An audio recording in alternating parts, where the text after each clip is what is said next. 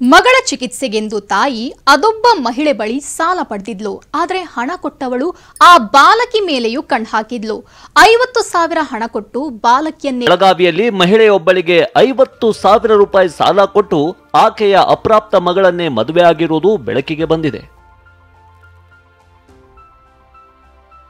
50,000 ಸಾಲ ಕೊಟ್ಟು ಮಸಲತ್ತು.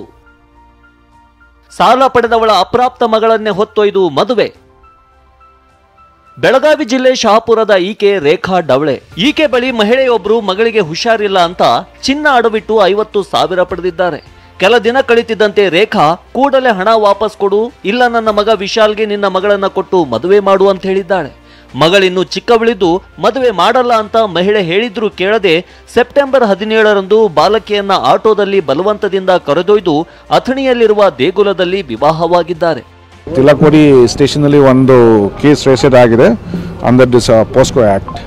ಸೊ ಇದರಲ್ಲಿ ಕಂಪ್ಲೇಂಟ್ ಒಬ್ಬರು ಮೈನರ್ ಇದ್ದಾರೆ. ಮತ್ತು ಈ ಕೇಸ್ ಸಂಬಂಧಪಟ್ಟದಲ್ಲಿ ನಾವು ಈಗ ಸದ್ಯಕ್ಕೆ 2 ಆರೋಪಿಗಳು ನಾವು ಅರೆಸ್ಟ್ ಮಾಡಿದ್ವಿ.